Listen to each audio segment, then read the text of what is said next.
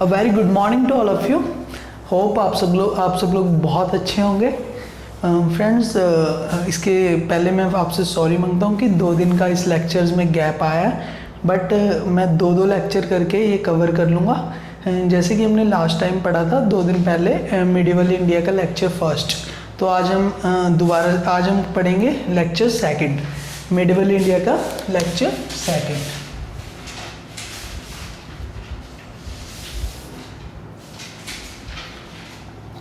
जैसे कि सेकंड जो फर्स्ट लेक्चर था हमने उसमें कवर किया था जो मिडिवल इंडिया में बैकग्राउंड था वर्ल्ड लेवल पे, इंडिया एंड इट्स वर्ल्ड। तो जो वर्ल्ड में क्या क्या इंडिया के रिलेशंस थे, कल्चरल और कमर्शियल रिलेशन कैसे इस्टेब्लिश हुए, यूरोप हमने डिस्कस किया था, फिर उसके बाद हमने ईस्ट एशिया डिस्कस किया था, फिर उसके बाद एशियाज़ के साउथ साइड में हमने डिस्कस किया था कि क्या क्या चीज़ें वो वर्ल्ड था कंटेम्प्रेरी। अब हम पढ़ने वाले इस सेकंड लेक्चर में हम पढ़ेंगे जो 647 में हमने देखा था कि 647 में क्या हुआ था, जो एंशिएंट हिस्ट्री हमने ख़त्म की थी with the death of Harsha. तो इसके बाद क्या हुआ, हर्ष की डेथ के बाद 647 में तो कुछ राजपूत किंगडम से वो इमर्ज होने स्टार्ट हो गए थे। तो हम एक बार मैं आपको एक ब्रॉडली मिडिवल इंडिया के बारे में बता देता हूँ। मिडिवल इंडिया को हम 3 पार्ट में पढ़ेंगे।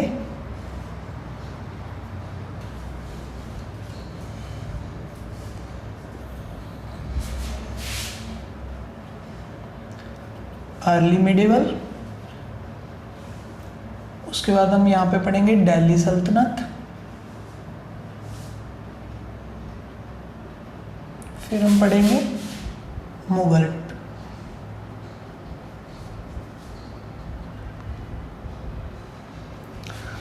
जो अर्ली मिडिवल का टाइम पीरियड रहेगा वो 647 से 1206 एडी रहेगा। 1206 में दिल्ली सल्तनत की शुरुआत हुई थी। कुतुबुद्दीन ऐबक ने इसकी नींव रखी थी विद द 1526 में पानीपत की पहली लड़ाई हुई थी बाबर और इब्राहिम लोदी के बीच में, जो दिल्ली सल्तनत के लास्ट रूलर थे। तो जो बाबर थे वो मुगलों के फर्स्ट रूलर थे, तो इनका शासन स्टार्ट होता है मुगल पीरियड 26 से। यहाँ पे हम 1857 लिखेंगे, ध्यान से देखना फ्रेंड्स। आप सोचते होंगे कि आपने जब ब्रीफ ओवरव्यू बताया था तो बताया था कि जो मॉडर्न इंडिया है वो 757 से स्टार्ट होती है। बिल्कुल फ्रेंड्स, जो मॉडर्न इंडिया है वो 757 में बैटल ऑफ प्लासी हुई थी। प्लासी मेनली रीजन माना जाता है कि उस टाइम पे ब्रिटिश ने अपना जो एम्पायर था वो स्टैब्लिश कर लिया था अच्छे से। और इसके बाद बैटल ऑफ बक्सर भी हुई थी, मैं आपको रिवाइज करवा दूँ 64 में। तो बैटल ऑफ बक्सर भी एक इम्पॉर्टेंट इवेंट माना जाता है कि जो ब्रिटिश ने अपना एम्पायर स्टैब्लिश कर लिया था। बट इस टाइम पे ब्रिटिश, इसके बाद ब्रिटिश और जो मुग़ल थे वो साथ साथ कंटेम्प्रेरी उन्होंने रूल किया। जो मुग़ल थे उनकी पावर डिक्लाइन हो चुकी थी और वो डिक्लाइन होते गए, और जो ब्रिटिश थे वो इमर्ज करना स्टार्ट करके थे, वो इमर्ज करते गए। तो जो 87 तक मुग़ल पीरियड बिल्कुल लास्ट हो गया था। ठीक है फ्रेंड्स, तो आज हम जो डिस्कस करेंगे वो अर्ली मिडिवल इंडिया का पीरियड हम डिस्कस करने वाले हैं। अर्ली मिडिवल में क्या हुआ था फ्रेंड्स, जैसे ही हर्षा की डेथ हुई तो हर्षा की डेथ के बाद राजपूत किंगडम्स थे वो इमर्ज होना स्टार्ट हो गए। तो इसको हम 2 पार्ट में अर्ली मिडिवल में डिवाइड कर सकते हैं, लाइक नॉर्थ इंडिया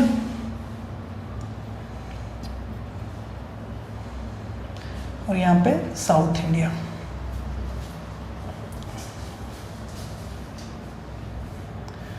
ये विजिबल होगा आपको, ये अक्षर विजिबल हैं। एक बार टीम चेक कर ले कि ये अक्षर इतनी विजिबल है यहाँ पे, कम विजिबल है। ओके चलो मैं थोड़ा बड़ा लिखने की ट्राई करता हूँ।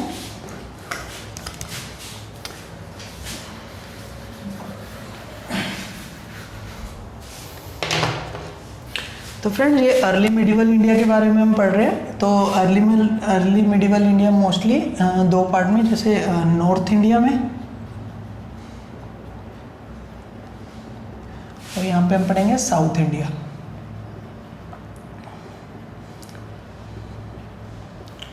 ये बात करेंगे हम जो जैसे जैसे भी राजपूत किंगडम्स थे, हर्षा की डेथ के बाद 7th सेंचुरी में, उसके बाद 8th सेंचुरी स्टार्ट हुई। तो ये टाइम पीरियड हम डिस्कस करेंगे 8 से लेकर 10th सेंचुरी के बीच में चल रहा है, ठीक है, आपको एक रफ आइडिया हो जाएगा। तो इसमें राजपूत किंगडम्स थे, वो इमर्ज होना स्टार्ट हो गए। मोस्टली 10 राजपूत किंगडम्स थे जो इमर्ज हुए और उसके बाद डेवलप होना स्टार्ट हुए। तो नॉर्थ में मोस्टली हुआ इमर्जेंस ऑफ राजपूत और साउथ में हुआ इमर्जेंस ऑफ चोलास। अगर मैं इसी 8th to 10th सेंचुरी की बात करूं तो वर्ल्ड में क्या चल रहा था उस टाइम पे, जैसे कि हमने डिस्कस किया था कि वर्ल्ड में उस टाइम पे खलीफा का राज आ गया था। तो जो अरब्स थे, अरब्स उस टाइम पे डोमिनेट कर रहे थे। अगर हम बात करें 8th to 10th सेंचुरी की, जो खलीफा था हमने पढ़ा था इसके बारे में कि खलीफा था अब्बासिडस, इसके बारे में हमने फर्स्ट लेक्चर में पढ़ा था, आप जाके देख लेना कि कैसे वर्ल्ड लेवल पे क्या चीज़ चल रही थी। तो यहाँ पे मैं आपको एक व्यू साथ साथ बताता रहूँगा। तो नॉर्थ इंडिया में क्या हुआ, नॉर्थ इंडिया में जैसे ये इमर्जेंस स्टार्ट हुआ, 10 राजपूत किंगडम्स थे वो इमर्ज हो के आए। तो उनके साथ साथ जो mainly try party struggle start होगी, वो कुछ रूलर्स थे उनके बीच में। जो ट्राई पार्टी स्ट्रगल थी वो थी जो पालास थे यहाँ पे, जो बिहार में थे मोस्टली, यहाँ पे स्टार्टिंग में जो पालास थे, पालास का जो मेन किंग माना जाता है वो माना जाता है गोपाला, ठीक है। और इनकी जो कैपिटल थी वो थी मुंगेर, मुंगेर इनकी कैपिटल थी जो बिहार में है। मुंगेर बिहार में, ठीक है। तो ट्राई पार्टी स्ट्रगल स्टार्ट हो गई थी, मैं लिख देता इसमें ट्राई पार्टी स्ट्रगल। ये किनके बीच में थी, एक थी पालास के बीच में जिनका मेन किंग गोपाला था, मुंगेर जिनकी कैपिटल थी बिहार वाला एरिया। और अगर मैं दूसरी बात करूँ तो यहाँ पे थे हमारे गुजारा प्रतिहारा, जो गुजारा प्रतिहारा थे उनका जो मोस्टली गुजरात और राजस्थान का रीजन है, इनके पास वो एक्वायर किया हुआ था। और जो इनके मेन किंग थे महिर भोज, महिर भोज गुजारास के इम्पोर्टेंट किंग माने जाते हैं महिर भोज, ठीक है। ये क्वेश्चन भी आ जाता है कि महिर भोज किन से बिलोंग करते हैं, प्रतिहारा डायनेस्टी से बिलोंग करते हैं, तो महिर भोज थे। और अगर मैं डेक्कन में बात करूं यहाँ पे, तो यहाँ पे थे राष्ट्रकूटास,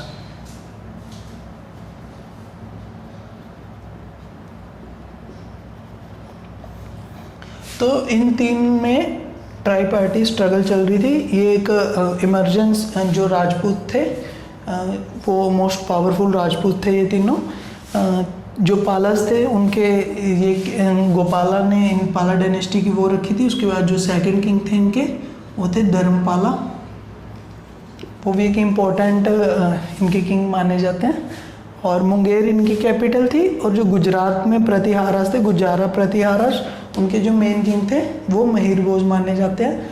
और डेक्कन में थे राष्ट्रकूटा, राष्ट्रकूटा के जो मेन किंग थे वो थे दांती दुर्ग।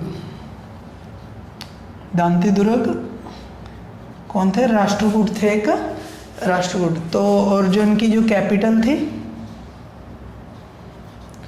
वो कैपिटल इन्होंने बनाई थी कर्नाटका में मलखंद।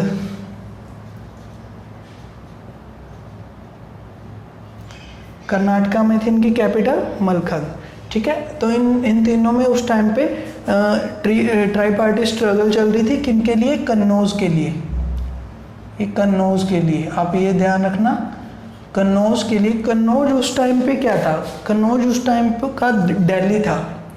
जैसे दिल्ली में एडमिनिस्ट्रेशन चलाई जाती है ना, कन्नौज, जैसे हमने हर्षा के टाइम पे भी पढ़ा था कि कन्नौज असेंबली हुई थी जब ह्यूनसांग आया था। जब ह्यूनसांग हर्षा के टाइम आया था तो कन्नौज असेंबली भी हुई थी। तो ये जो बिहार में कन्नौज था, ये इनके बीच में ट्राई पार्टी स्ट्रगल का रीज़न था। तो जैसे करने, और अगर हम बात करें साउथ इंडिया की, आई होप आपने ये नोट कर लिया होगा, ये ट्राई पार्टी स्ट्रगल जो इनमें चल रही है।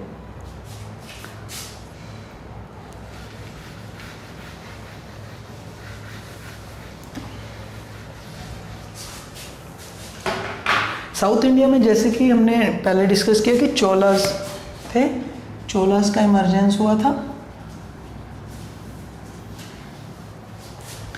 ठीक है। जो चोलास की जो कैपिटल थी वो कैपिटल थी तंजौर। चोलास की दो कैपिटल थी, एक थी तंजौर, एक थी गंगाईकोंडा चोलापुरम। गंगाईकोंडा चोलापुरम, काफ़ी बड़ा सा नाम है, आप ध्यान से देख लेना। चोलास की जो कैपिटल थी वो तंजौर थी और गंगाईकोंडा चोलापुरम थी। जो इनके फाउंडर्स थे चोला के, वो थे विजयला। विजयला जो इनके फाउंडर थे वो थे। मोस्टली अगर मैं विजयला की बात करूं तो जो विजयला थे वो एक फ्यूडल लॉर्ड थे। फ्यूडल थे किनके यहाँ, ये थे पल्लवास के यहाँ। जो पल्लव्स थे, पल्लवास के यहाँ ये फ्यूडल थे, और उसके बाद इन्होंने अपना इंडिपेंडेंट किंगडम स्टार्ट कर दिया, तो वो चोला एम्पायर की नींव रखी। तो जैसे कि हमने ये डिस्कस किया था, आपको एक बार आइडिया दे देता हूँ कि ये चोला एम्पायर कहाँ पे था। तो जो यहाँ पे हम देखते हैं कि बिल्कुल साउथ में यहाँ पे पांड्यास थे, और इस साइड में पल्लवास थे, और यहाँ पे चोलास थे। फिर उसके बाद साउथ इंडिया में यहाँ पे चोलास थे। आपको एक आइडिया हो जाएगा कि ये क्या थे। अब ये मोस्टली डेक्कन की तरफ, ऊपर की तरफ फॉरवर्ड कर रहे थे, तो साउथ इंडिया भी इमर्ज कर रहा था चोलास के टाइम पे। और जो इनके मोस्टली जो मेन राजा थे विजयला, तो इनके फाउंडर थे। जो राजा थे वो थे राजा एंड उनका बेटा था राजेंद्र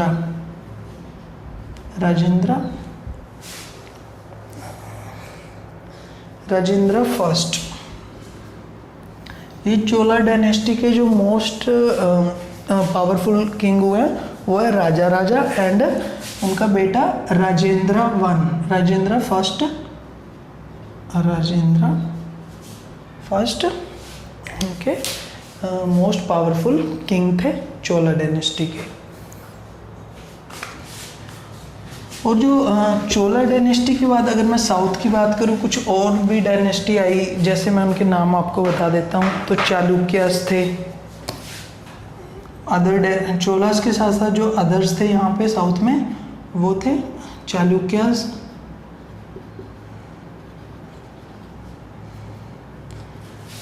चालुक्यास के बाद हमने ककटियास, यादवास,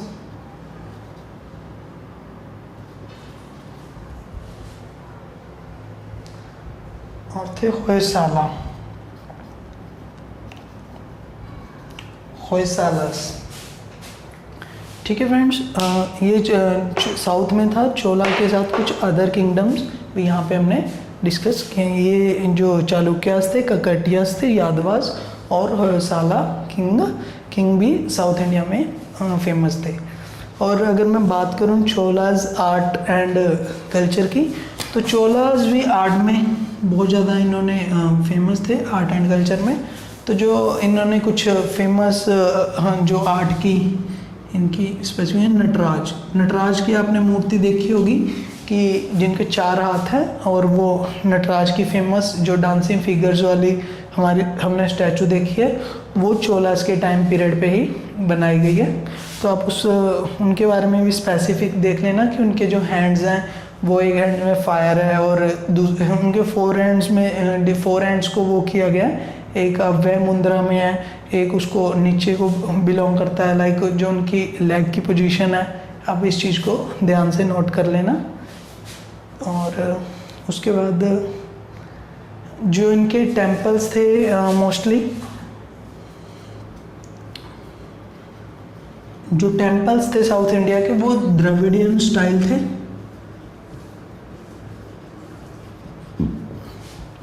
जैसे हमने डिस्कस किया था कि टेम्पल्स 3 तरह के होते हैं, नागरा स्टाइल जो नॉर्थ इंडिया में फेमस था और द्रविडियन स्टाइल जो साउथ इंडिया में था, और जो इनका मिक्स है विसारा स्टाइल। तो जो कुछ द्रविडियन स्टाइल के जो टेम्पल्स में कुछ स्पेसिफिक फीचर है, लाइक गोपुरम किसको बोलते हैं? गोपुरम टेम्पल का जो मेन गेट होता है वो द्रविडियन स्टाइल में बहुत बड़ा होता है, तो उसे गोपुरम बोला जाता है। और गर्भगृह बोला जाता है फ्रेंड्स जहाँ पे मेन डाइटी अंदर गॉड की जो वो रखी जाती है, बिल्कुल उनको गर्भगृह बोला जाता है। तो ये, और जो विमाना भी इनके जो टेम्पल्स का मेन फीचर है। जो ये वाला पोर्शन होता है हमारा टेम्पल का, तो उसको विमाना बोलते हैं, ठीक है। कि हमारे टेम्पल का जो पोर्शन होता है ये विमाना, ऊपर वाला पोर्शन उसको विमाना बोला जाता है। और अगर बात करूँ इनके कुछ फेमस टेम्पल्स की चोला के टाइम पे, तो इन्होंने कुछ फेमस टेम्पल थे जो विजयालय, नागेश्वरा, चोलेश्वरा, जो फेमस टेम्पल है इनके विजयालय, नागेश्वरा और चोलेश्वरा, ठीक है। तो ये हमने डिस्कस किया जो साउथ इंडिया में चोला और अदर्स उस टाइम पे चल रहे थे। तो जैसे कि ये 8th to 10th सेंचुरी आई, तो अरब्स हमने ये भी डिस्कस किया था कि वर्ल्ड लेवल पे क्या थे, अरब्स का था और कैलिफ थे, तो उनका दबदबा था। और जैसे ही उसके बाद इमरजेंस हुई 10th से 12th सेंचुरी की, मैं एक बार इनको नॉर्थ इंडिया पे आ जाता हूँ। तो नॉर्थ इंडिया में हमने क्या डिस्कस किया?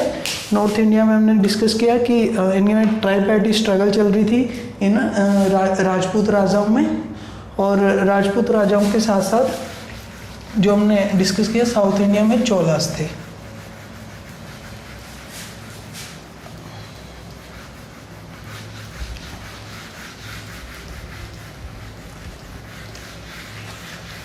तो जो वर्ल्ड लेवल पे 8th to 10th सेंचुरी में ये सब चला। उसके बाद अगर जो नेक्स्ट हम डिस्कस करेंगे, जो 10th से 12th सेंचुरी आई, तो 10th से उसके बाद 12th सेंचुरी के बीच में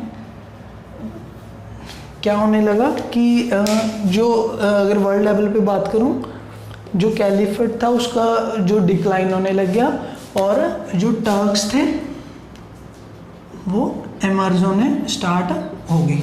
इनका अगर टाइम पीरियड बोलूँ 10th to 12th सेंचुरी में जो टर्क्स थे, टर्क्स लाइक जो फेमस कुछ टर्क्स के नाम है मोहम्मद गजनवी और मोहम्मद गोरी, जिन्होंने इंडिया में अटैक किया था। फर्स्ट टाइम थे वो मोहम्मद, जो फर्स्ट टर्क थे वो थे मोहम्मद गजनवी। मोहम्मद गजनवी में इंडिया पे अटैक किया। उसके बाद मोहम्मद गजनवी जो नॉर्थ इंडिया पे मोस्टली जो नॉर्थ इंडिया पे अटैक किया था, उसके बाद उन्होंने जो सेकंड अटैक था वो मोहम्मद गौरी ने किया था।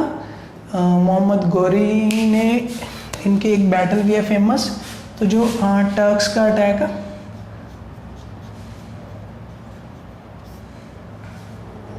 अटैक ऑफ टर्क्स जो फर्स्ट थे वो मोहम्मद गौरी थे, ये महमूद गजनवी थे, महमूद गजनवी,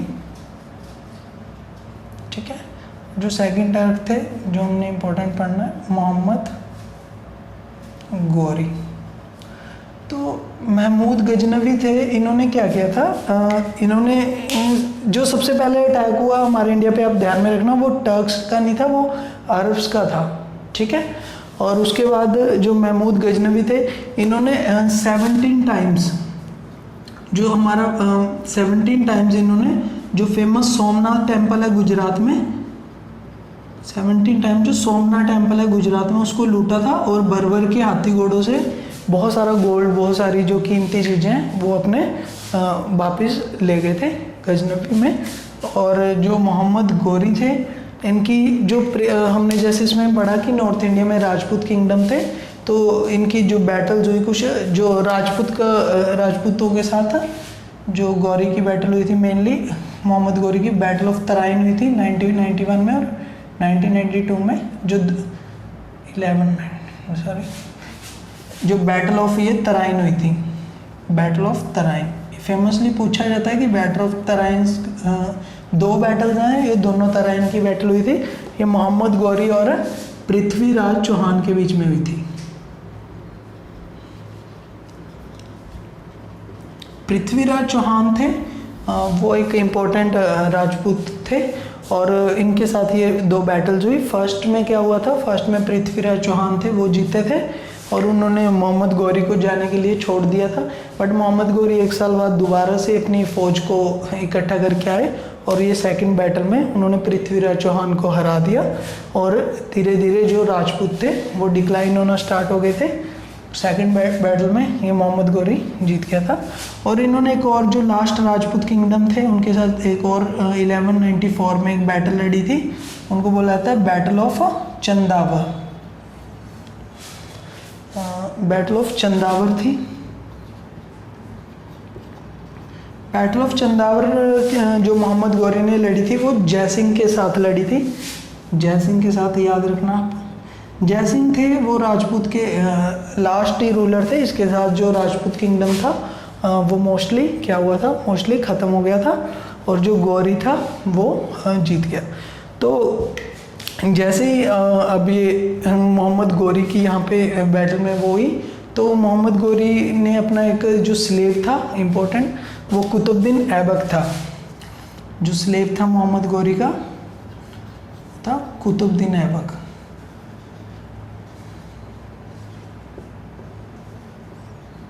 कुतुबुद्दीन ऐबक जिसने दिल्ली सल्तनत की शुरुआत की थी सबसे पहले और स्लेव डायनेस्टी की नींव रखी थी 1206 में। तो यहाँ से जैसे स्टार्ट होता है हमारा दिल्ली सल्तनत। तो दिल्ली सल्तनत को पढ़ने से पहले हम कुछ इनके जो राजपूत थे उनके डिक्लाइन के कुछ कॉजेज़ के बारे में देखेंगे कि जो राजपूत थे उनके डिक्लाइन होने का क्या कॉज था, वो क्यों डिक्लाइन हुए, और जो गौरी थे या टर्क्स थे वो कैसे इमर्ज हुए, और उनके कुछ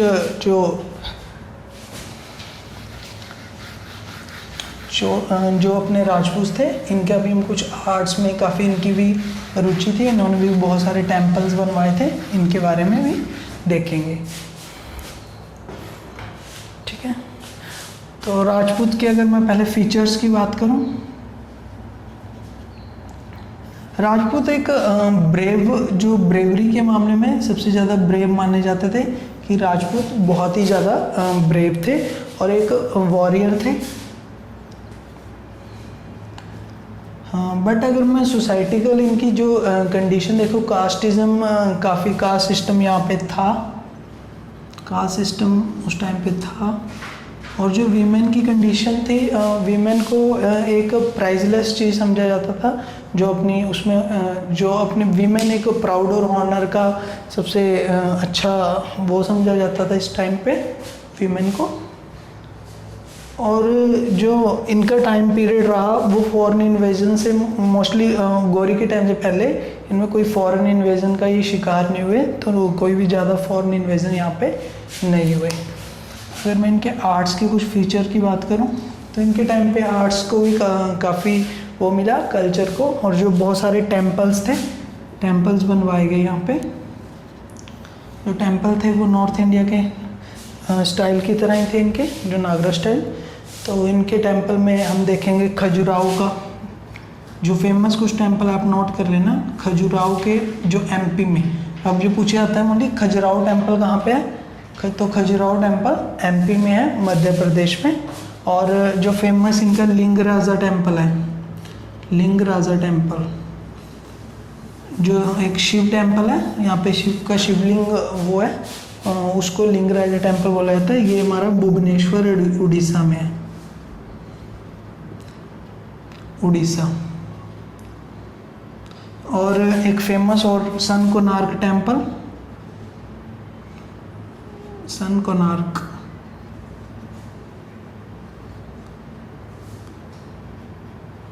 जो सन कोणार्क टेम्पल है वो भी हमारा उड़ीसा में ही है। और मेनली बात करूँ उड़ीसा में कोणार्क, कोणार्क नाम की जगह है, यहाँ पे उड़ीसा में है। और जो और फेमस है जगन्नाथ टेम्पल, जगन्नाथ पुरी में जो टेम्पल है इनका, जो जगन्नाथ टेम्पल है पुरी में, वो भी इनके टाइम पीरियड पे ही बनवाया गया। और दिलवारा टेम्पल है एक माउंट आबू में, दिलवारा टेम्पल माउंट आबू में है ये, जो दिलवारा टेम्पल भी इनके आर्ट के टाइम पे ही बनवाया गया। तो अब हम डिस्कस करेंगे इनके जो डिक्लाइन होने के कुछ कारण कि इतने ब्रेव वॉरियर होने के बावजूद भी ये लोग कैसे डिक्लाइन हुए। तो इनमें भी कुछ इनके एडमिनिस्ट्रेशन में कुछ कमियां थी और भी कुछ फैक्टर्स थे इनमें। जैसे अभी हम गुजरात की बात करूँ, जो गुजारा प्रतिहारास थे वो आपस में ब्रोक आउट होना स्टार्ट हो गए थे। गुजारा और प्रतिहारा के बीच में लड़ाई स्टार्ट हो गई थी, और जिनकी वजह से जो फॉरेनर इन्वेजन थे, फॉरेनर इन्वेडर थे, उनको बेनिफिट हो गया, उस चीज़ का उन्होंने बेनिफिट लिया और इनके ऊपर इन्वेड करना स्टार्ट कर दिया। तो जो फर्स्ट जो कॉजेज़ हैं इनके, कॉजेज़ ऑफ डिक्लाइन की बात करें तो इनमें लैक ऑफ यूनिटी थी, और जो किंग्स थे वो डिफरेंट जो सेपरेट किंगडम्स में टूटे हुए थे। सेपरेट किंगडम्स थे जो स्मॉल थे इनके, स्मॉल किंगडम्स में ये टूटे हुए थे। तो कहते हैं यूनिटी में पावर होती है, तो इनके जो छोटे छोटे किंगडम थे उनको जीतना एक फॉरेन इन्वेडर के लिए काफ़ी इजी था, तो ये भी इनका कारण बना। और जो इनकी कास्ट सिस्टम था, थोड़ा सा इनके कास्ट सिस्टम का भी इनकी जो सोसाइटी थी उसको वीक करने में काफ़ी रोल रहा, जिनका कास्ट सिस्टम ने वो किया नेगेटिव इनको। और जो इनकी जो गवर्नमेंट थी वो कोई भी सेंट्रल गवर्नमेंट नहीं थी, सेंट्रल गवर्नमेंट की जो सेंट्रल गवर्नमेंट था वो यहाँ पे नहीं थी, इस वजह से भी इनके डिक्लाइन का ये कॉज बना। और कुछ इनके जो मिलिट्री ऑर्गेनाइजेशन थी वो भी उनका कुछ डिफेक्टिव मिलिट्री ऑर्गेनाइजेशन थी, ये भी इनका कॉज माना जाता है। तो जैसे ही राजपूत डिक्लाइन होना स्टार्ट हुए, हमने देखा कि टर्क्स थे, टर्क्स का मोहम्मद गौरी ने जो लास्ट जयसिंह था उनको बैटल ऑफ चंदावर में हरा दिया था। और इसके हराने के साथ साथ उन्होंने जो अपना स्लेव था कुतुबुद्दीन ऐबक को वहाँ पे उनको देख रेख के लिए उस रीजन की रख दिया, और दिल्ली में, और दिल्ली सल्तनत वहाँ से ही स्टार्ट होती है। तो अभी हम पढ़ने वाले हैं दिल्ली सल्तनत। ठीक है फ्रेंड्स, जो हमने जैसे ये सेकंड देखा था 1206 में, तो ये हमारा टाइम पीरियड होता है दिल्ली सल्तनत का।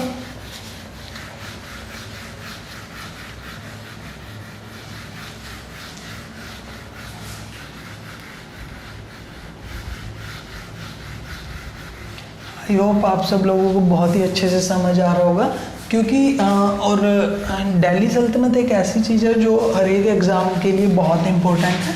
तो आपको दिल्ली सल्तनत के जो टाइम्स हैं उनको बड़े ही उससे ध्यान से इसको देखना है, और बहुत ही केयरफुली इनको याद रखना है कि दिल्ली सल्तनत में कैसे कैसे टाइम पीरियड है। बैकग्राउंड हमने डिस्कस कर लिया कि गौरी का जो स्लेव था कुतुबुद्दीन ऐबक, उसने दिल्ली सल्तनत की नींव रखी थी। जो हम दिल्ली सल्तनत है इनको मेनली 5 डायनेस्टीज आई दिल्ली में, तो 5 डायनेस्टी के टाइम पीरियड के हिसाब से इनको डिवाइड कर देते हैं। ठीक है फ्रेंड, जो सबसे पहले आई थी स्लेव डायनेस्टी। स्लेव डायनेस्टी जिनका टाइम पीरियड था 1206 से लेके 1320 तक। ठीक है फ्रेंड, 12-0-19 तक ही था सचिन का, तो सम टाइम मिस्टेक। तो उसके बाद जो स्लेव डायनेस्टी के बाद आई इनकी खिलजी डायनेस्टी। खिलजी डायनेस्टी आई थी, जलालुद्दीन खिलजी इनके फाउंडर थे। तो इनका टाइम पीरियड 1290 से 1320 था। खिलजी के बाद आए थे तुगलक। तुगलक डायनेस्टी, गयासुद्दीन तुगलक, इनका जो टाइम पीरियड था 12 से 1414 था। और तुगलक के बाद आए थे सैयद। सैयद के बाद आए लोधी। तो जो सैयद का टाइम पीरियड था 1414 से स्टार्ट था और 1450 तक था। और जो लोधी थे इनका 1451 से 1526। ठीक है, जैसे हमने पढ़ा था कि जो लास्ट थे लोधी के, लोधी में मोस्टली हम तीन मेन किंग थे उनका डिस्कस करेंगे। बहलोल लोधी,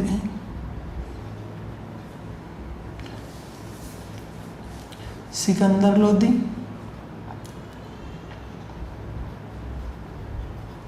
और थर्ड था इब्राहिम लोधी। जो इब्राहिम लोधी थे इन्होंने पानीपत की फर्स्ट बैटल लड़ी थी 1526 में बाबर के साथ, और बाबर इस बैटल में जीत गया था। तो इब्राहिम लोधी के साथ ही दिल्ली सल्तनत थी उनका खात्मा हो गया। और जो मुग़ल पीरियड था इनके बाबर, उस टाइम पे बाबर का मुग़ल पीरियड स्टार्ट हो गया। ठीक है फ्रेंड्स, और अगर मैं बात करूँ स्लेव डायनेस्टी की, अभी हमने रखी स्लेव डायनेस्टी के लिए, जैसे हमने बताया कि मोहम्मद गौरी ने राजपूत किंगडम्स पे जीत प्राप्त करने के बाद जो अपना स्लेव था एक उनका कुतुबुद्दीन ऐबक। कुतुबुद्दीन ऐबक को दिल्ली में अपनी जो एम्पायर है उसकी देखरेख के लिए बिठाया और उसने स्लेव डायनेस्टी की नींव रखी। तो फर्स्ट किंग था इनका कुतुबुद्दीन ऐबक। ठीक है, और जो सेकंड थे उसके बाद कुतुबुद्दीन ऐबक के बाद जो उनके जो सेकंड थे शमसुद्दीन इल्तुतमिश। इल्तुतमिश मेनली माने जाते हैं ये ऐबक के उसके बाद आगे स्लेव थे शमसुद्दीन इल्तुतमिश। आप इल्तुतमिश लिख सकते हैं, इल्तुतमिश। ठीक है, जो सेकंड किंग थे इनके मेन। और जो थर्ड थे इनकी मेन किंग थी रजिया सुल्ताना। रजिया सुल्ताना जो दिल्ली की सल्तनत पे बैठी इल्तुतमिश के बाद, इनकी बेटी थी। एक फर्स्ट मुस्लिम महिला थी जो दिल्ली सल्तनत की किंगडम पे बैठी थी। ये क्वेश्चन आ जाता है, ये फर्स्ट थी। उसके बाद कुछ जो और एक इम्पोर्टेंट हुए हैं उनका है गयासुद्दीन बलबन, ये लास्ट में हुए हैं गयासुद्दीन बलबन। ठीक है, जो और उसके बाद जो स्लेव डायनेस्टी है, जो स्लेव डायनेस्टी के लास्ट रूलर हुए हैं तो वो थे जो लास्ट मतलब गयासुद्दीन बलबन हुए हैं। और इनके बाद कोई ज़्यादा एम्पायर स्लेव डायनेस्टी का पतन होना स्टार्ट हो गया। और जो खिलजी थे, जो खिलजी डायनेस्टी थी उनका होना स्टार्ट हुआ। उनमें जो खिलजी डायनेस्टी की नींव रखी वो रखी जलालुद्दीन खिलजी ने।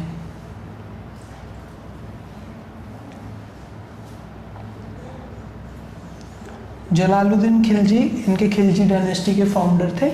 और जलालुद्दीन के बाद गद्दी पे बैठे अलाउद्दीन खिलजी। अलाउद्दीन खिलजी इनके नेप्यू भी थे और इनके सन इन लॉ भी थे अलाउद्दीन खिलजी। तो अलाउद्दीन खिलजी भी एक बहुत ही, जो खिलजी डायनेस्टी उस टाइम पे पीक पे थी अलाउद्दीन खिलजी के टाइम पे।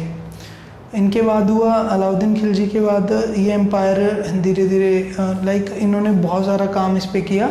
और अलाउद्दीन खिलजी और जलालुद्दीन भी हम खिलजी डायनेस्टी में दो मेन फाउंडर के बारे में उसके बाद देखेंगे। उसके बाद हम देखेंगे तुगलक डायनेस्टी। तुगलक में हम पढ़ेंगे जो गयासुद्दीन तुगलक थे।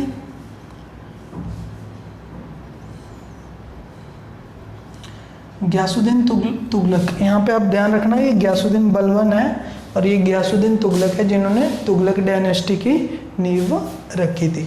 और अगर तुगलक डायनेस्टी के और मेन रूलर्स की बात करूं तो मोहम्मद बिन तुगलक, और थर्ड नंबर पे बात करूं तो फिरोज शाह तुगलक।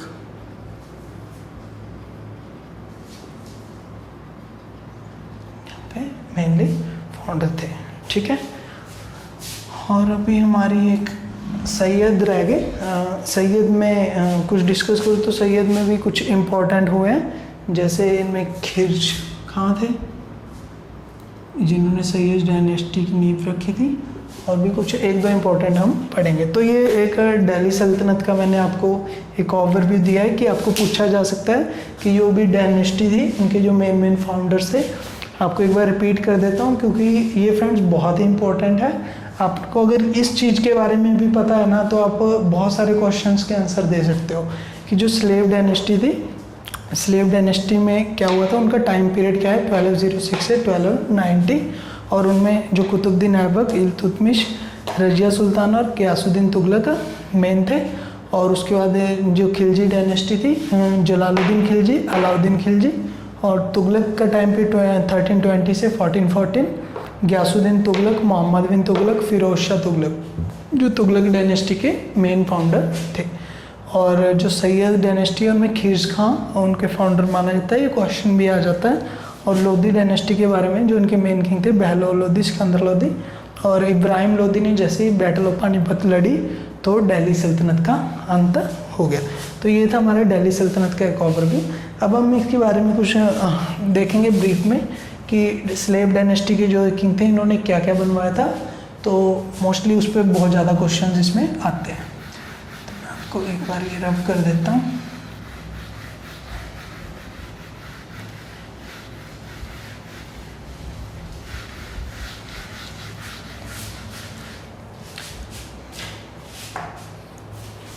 कुतुबुद्दीन ऐबक जो स्लेव डायनेस्टी के फाउंडर माने जाते हैं, इनमें कुछ इंपॉर्टेंट चीज़ें हैं।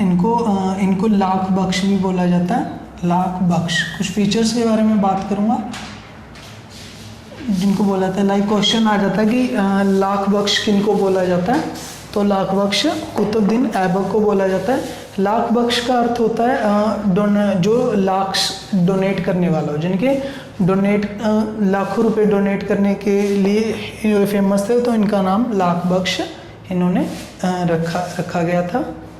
और इनको जो दिल्ली सल्तनत थी उनका फाउंडर माना जाता है लाख बख्श के साथ इनका। और जो एक फेमस था अढ़ाई दिन का चोपड़ा,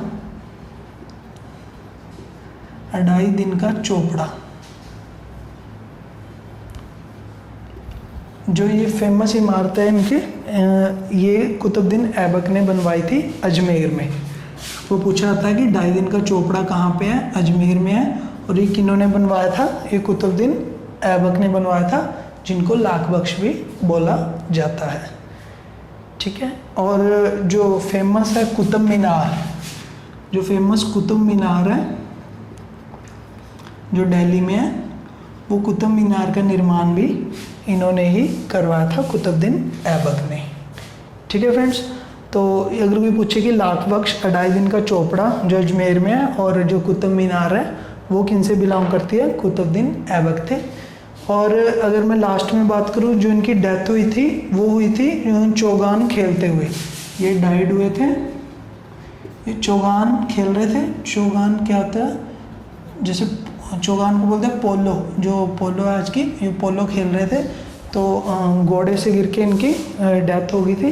तो ये भी पूछा जाता है कि ऐसा दिल्ली सल्तनत का कौन रूलर था जिनकी चौगान खेलते हुए या पोलो खेलते हुए डेथ हुई थी, तो वो थे हमारे कुतुबुद्दीन ऐबक। अब हम पढ़ेंगे इल्तुतमिश के बारे में। जो इल्तुतमिश थे वो कुतुबुद्दीन ऐबक के स्लेव थे, और कुतुबुद्दीन ऐबक के बाद गद्दी पे बैठे शमशुद्दीन इल्तुतमिश, ठीक है। और जो शमशुद्दीन इल्तुतमिश है, इनको स्लेव डायनेस्टी का रियल फाउंडर माना जाता है। रियल फाउंडर इनको माना जाता है स्लेव डायनेस्टी, क्योंकि इनके टाइम पे जो डायनेस्टी थी काफ़ी पीक पे थी, ठीक है। और जो इन्होंने फीचर्स किए, इन्होंने जो कैपिटल थी उस टाइम, पहले लाहौर कैपिटल होती थी, तो ये लाहौर से इन्होंने दिल्ली शिफ्ट कर दी थी, इसलिए भी इनको दिल्ली का रियल फाउंडर माना जाता है। तो दिल्ली सल्तनत का रियल फाउंडर हमने पढ़ लिया। और जो कुतुब मीनार था, कुतुब मीनार स्टार्ट किया था कुतुबुद्दीन ऐबक ने, और जो कंप्लीट किया था लाइक एक लास्ट इमारत बनवाई थी वो इल्तुतमिश ने भी बनवाई थी। इन्होंने कुतुब मीनार को कंप्लीट किया था, लास्ट इमारत बनवाई थी कुतुबुद्दीन और इल्तुतमिश ने। और इन्होंने इनके टाइम पीरियड पे ही इन जो मंगोल थे, गेंगेज खान ने अटैक करने की सोची थी, क्योंकि कुछ गेंगेज खान का एक ओपोनेंट था जिनका नाम है ख्वारिज़म शाह। तो ख्वारिज़म शाह था, ख्वारिज़म शाह को इन्होंने रिफ्यूज़ कर दिया था शेल्टर देने से, जिसकी वजह से मंगोल ने इन पे आक्रमण नहीं किया था। तो मोस्टली हिस्ट्री में ये बोला जाता है कि मंगोल के आक्रमण से बचाया था इन्होंने ख्वारिज़म खां को शेल्टर ना देके। और इनके बाद इन्होंने इंट्रोड्यूस किए थे कुछ सिल्वर कॉइन्स इंट्रोड्यूस किए थे, और कुछ गोल्ड कॉइन भी।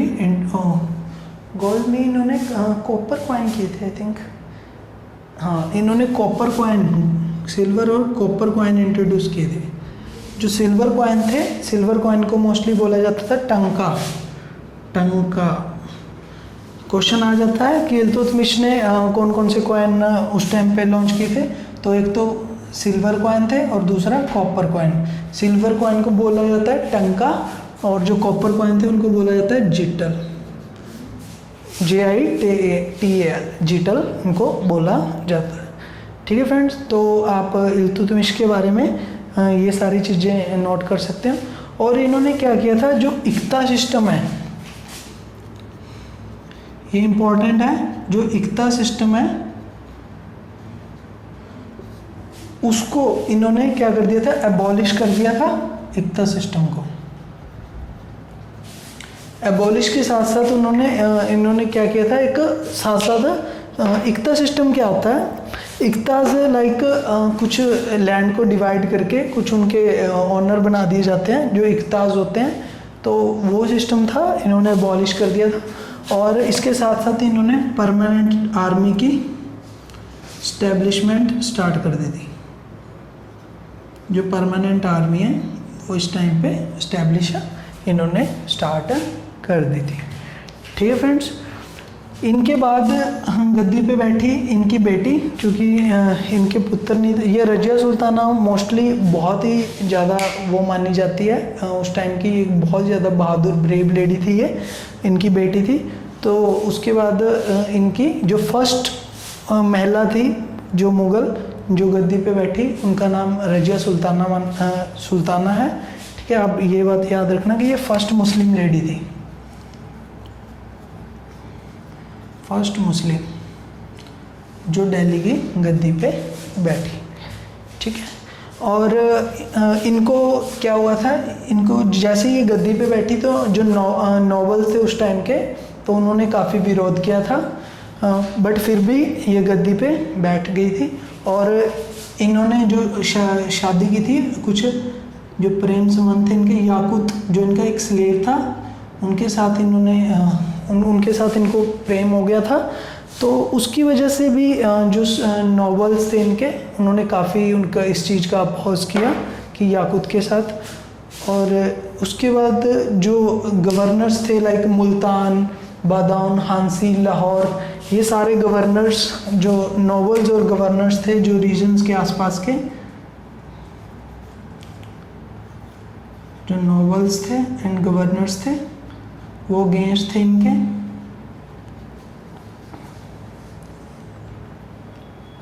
और जो एक एट लास्ट क्या हुआ, बठिंडा में एक राइवलरी स्टार्ट होगी। बठिंडा राइवल के नाम से फेमस है वो। तो वहाँ पे क्या हुआ था, उसमें जो याकूत था, याकूत को मर्डर कर दिया था अल्तूनिया ने। जो बठिंडा का वो था नवाब, वो था एल्तुनिया।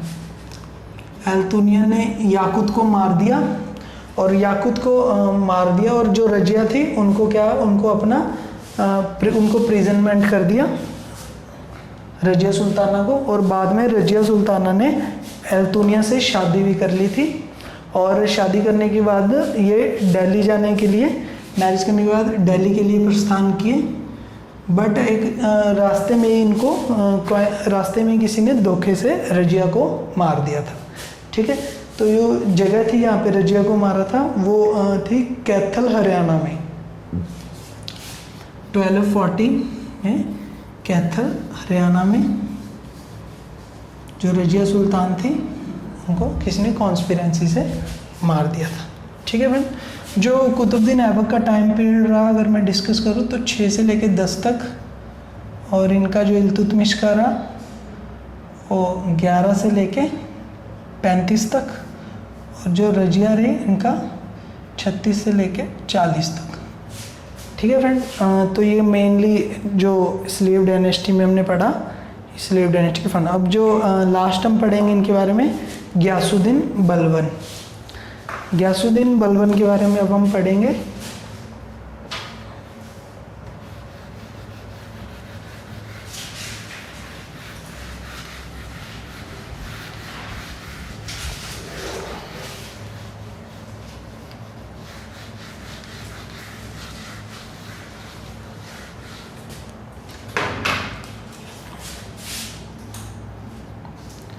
जो गियासुद्दीन बलबन का टाइम पीरियड था वो 1267 से लेके 87 तक था, ठीक है। गियासुद्दीन बलबन स्लेव डायनेस्टी के मोस्टली लास्ट रूलर थे, इनके बाद एक और हुए, वो कोई इम्पोर्टेंट ज़्यादा नहीं है, बट हम गियासुद्दीन बलबन के बारे में पढ़ेंगे। इन्होंने क्या कर दिया था, एक जो चालीसा सिस्टम था जो बना था, यहाँ पे एक पॉइंट रह गया था फ्रेंड्स, इन्होंने एक सिस्टम इंट्रोड्यूस किया था इल्तुतमिश ने, जिसको ग्रुप ऑफ 40 भी कहा जाता है, ग्रुप ऑफ 40 और चालीसा सिस्टम। जो 40 नॉबल्स थे उनको ये अपॉइंट करते थे, जिनके थ्रू एडमिनिस्ट्रेशन चलाया जाता था। बट जो गियासुद्दीन बलबन था, इन्होंने जो चालीसा सिस्टम था उसको अबॉलिश कर दिया, चालीसा सिस्टम को अबॉलिश कर दिया था। और इनके बारे में कुछ और फेमस जो इन्होंने टाइटल लिया था गियासुद्दीन ने, वो टाइटल लिया था जिल ए इलाही, जिल ए इलाही। अब ये आ जाता है कि मोस्टली ये टाइटल किसने लिया था, तो ये टाइटल लिया था गियासुद्दीन बलबन ने, जिल ए इलाही, जिसका मतलब होता है शैडो ऑफ गॉड, यानी कि गॉड की परछाई, ठीक है। तो ये अपने आप को गॉड की परछाई बताते थे। और इन्होंने जो कुछ और सिस्टम इंट्रोड्यूस किए थे, उसमें एक था सिजदा करना, लाइक हम किसी को ऐसे सिजदा करते हैं, वो वाला सिजदा इन्होंने इंट्रोड्यूस किया था। और एक सिस्टम इन्होंने इंट्रोड्यूस किया था पैबोस। पैबोस में क्या होता था, जो किंग होता था, मोनार्क होता था, उसके फीट को चूमना, उनके फीट को चूमना, ये पैबोस सिस्टम इन्होंने गियासुद्दीन बलबन ने अपने टाइम पे स्टार्ट किया था, ठीक है फ्रेंड। तो ये हमने डिस्कस की दिल्ली सल्तनत में फर्स्ट डायनेस्टी, जिसको हम स्लेव डायनेस्टी बोलते हैं। तो स्लेव डायनेस्टी के बाद अब हम डिस्कस करेंगे खिलजी डायनेस्टी। तो हमने ऑलरेडी डिस्कस किया था कि खिलजी डायनेस्टी थे, उनके फाउंडर हैं जलालुद्दीन खिलजी। जलालुद्दीन खिलजी एक इम्पॉर्टेंट रूलर हैं, बट जो इनके मोस्ट इम्पॉर्टेंट रूलर थे खिलजी डायनेस्टी के, वो है अलाउद्दीन खिलजी, ठीक है फ्रेंड्स। जलालुद्दीन खिलजी जो इनके फाउंडर थे,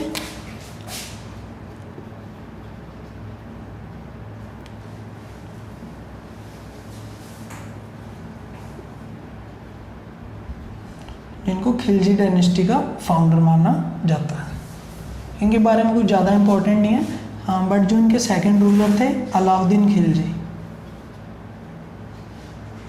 अलाउद्दीन खिलजी, उनके बारे में हम ब्रीफ में पढ़ेंगे कि अलाउद्दीन खिलजी थे जो जलालुद्दीन खिलजी के नेप्यू भी थे और इनके सन इन लॉ भी थे, ठीक है। जो इनके नेप्यू थे और सन इन लॉ भी थे, कि मुस्लिम कल्चर में ये चीज़ हो जाती है कि नेफ्यू सन इन लॉ भी हो सकता है। तो अलाउद्दीन खिलजी इनके नेफ्यू और सन इन लॉ दोनों थे जलालुद्दीन खिलजी के। इन्होंने अपनी एडमिनिस्ट्रेशन में बहुत सारे इम्पोर्टेंट काम किए, तो इनके कामों की लिस्ट के बारे में हम देखेंगे। इन्होंने फर्स्टली जो किया था वो कर दिया था, सेपरेट कर दिया था रिलीजन को पॉलिटिक्स से। रिलीजन और पॉलिटिक्स को सेपरेट कर दिया था कि जो मोस्टली पहले के टाइम पे क्या होता था, जो पॉलिटिक्स स्टार्ट कहाँ थे, रिलीजियस पॉइंट्स थे, उनको ही पॉलिटिक्स का उनको ही हेड माना जाता था। बट इन्होंने जो रिलीजन था उनको पॉलिटिक्स से काफ़ी अलग सेपरेट कर दिया था। इन्होंने जो प्रथा मोस्टली चलाई थी वो किंग का था कि जो किंगशिप है, किंगशिप का मतलब होता है, kingship means no kingship.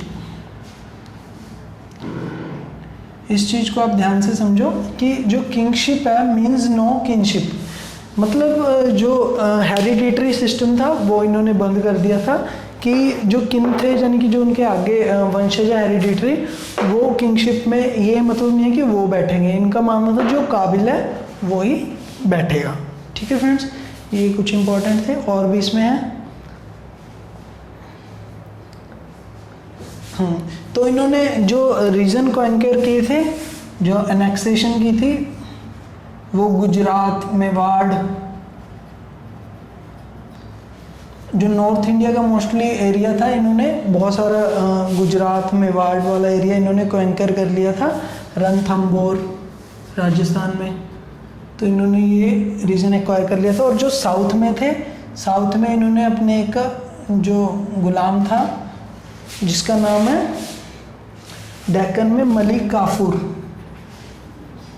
Malik Kafur, Malik Kafur, ये इंपॉर्टेंट नाम है, आप याद रखना। ये अलाउद्दीन खिलजी का एक स्लेव था मलिक काफूर, जिनको 1000 दिनारी भी कहा जाता है, 1000 दिनारी, क्योंकि उन्होंने इसको 1000 दिनार देके खरीदा था। ये मोस्टली जो जलालुद्दीन थे, ये जलालुद्दीन इनके लिए लेके आए थे मलिक काफूर को, और जिसने जो साउथ में काफ़ी ज़्यादा रीजन एनेक्स किए अपने जो मालिक थे अलाउद्दीन खिलजी के लिए। ठीक है, और इन्होंने अपने टाइम पे 4 ऑर्डिनेंस जारी किए थे। इम्पोर्टेंट है कि 4 ऑर्डिनेंस किस रूलर ने अपने टाइम पे जारी किए थे, तो 4 ऑर्डिनेंस अलाउद्दीन खिलजी ने किए थे, जिसमें इन्होंने जो ग्रांट ऑफ लैंड थी वो बंद कर दी थी, कि जो नॉवेल्स वगैरह थे, जो कि कोई भी किनको ग्रांट देनी लैंड्स की, वो फर्स्ट में बंद कर दिया था। और दूसरे ऑर्डिनेंस में इन्होंने जो स्पाई सिस्टम था, स्पाई सिस्टम इंट्रोड्यूस कर दिया था कि स्पाइयों के थ्रू अपने राज में वो चीज़ ये निगाह बनाए रखते थे। और जो थर्ड ऑर्डिनेंस था उसमें इन्होंने जो वाइन थी, वाइन वगैरह पे पाबंदी लगा दी थी। ठीक है फ्रेंड्स, और जो फोर्थ था वो इन्होंने जो नॉवेल्स थे उन पे रेगुलेशंस लगा दी थी कुछ, कि नॉवेल्स इनकी मर्जी के बिना कास्टिंग जो शादी वगैरह भी नहीं कर सकते थे। तो कुछ नॉवेल थे उस टाइम के, क्योंकि नॉवेल्स मोस्टली इनकी गद्दी पे बैठने पे खुश नहीं थे, तो ये नॉवेल्स के अगेंस्ट थे, तो इस वजह से इन्होंने नॉवेल्स पे भी कुछ रेगुलेशंस लगा दी थी। तो ये अलाउद्दीन खिलजी के बारे में हमने मोस्ट इम्पोर्टेंट चीज़ें कुछ देखी। और इन्होंने जो एक निर्माण करवाया वो इम्पोर्टेंट चीज़ है, इन्होंने अलाई दरवाज़ा,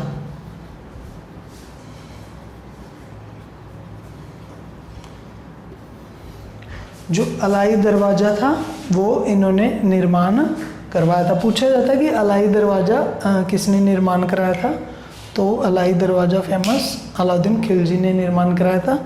और एक और चीज़ जो इनके टाइम पे 6th में अमीर खुसरो, अमीर खुसरो का पूछा जाता है। अमीर खुसरो, जो अमीर खुसरो थे वो किनके टाइम पे थे, दरबारी कवि थे ये, ये खिलजी डायनेस्टी में अलादीन के टाइम पे थे। अमीर खुसरो मोस्टली जो लिखते थे जो उर्दू के लिए फेमस है। ये क्वेश्चन भी है, ये किनके कवि हैं? ये उर्दू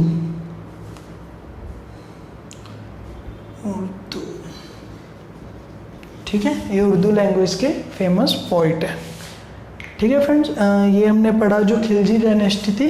खिलजी डायनेस्टी के जो मेन थे अलाउद्दीन खिलजी, इनके हमने जो मोस्टली इंपॉर्टेंट क्वेश्चन पूछे जाते हैं यहाँ से वो हमने डिस्कस किया। इसके बाद आता है फ्रेंड्स तुगलक डायनेस्टी। तो तुगलक डायनेस्टी में जो मेनली फाउंडर हुए हमने देखा कि गयासुद्दीन तुगलक, मोहम्मद बिन तुगलक और फिरोज शाह तुगलक। ठीक है, ये तीन के बारे में पढ़ेंगे। बट फ्रेंड्स आज हम यहाँ तक ही पढ़ेंगे। हम जो नेक्स्ट लेक्चर रहेगा हमारा, जो मेडिवल इंडिया का लेक्चर 3 रहेगा, वो भी आज की डेट में ही आ जाएगा। हम 2 लेक्चर पूरा करके, जैसे कि हमने अपना प्रॉमिस किया था कि 5 लेक्चर में मेडिवल इंडिया को कंप्लीट करेंगे। तो आज ही हम दूसरा लेक्चर भी तीसरा लेक्चर यानी कि मेडिवल इंडिया का निकालेंगे, जिसमें हम दिल्ली सल्तनत को आगे से कंटिन्यू करेंगे।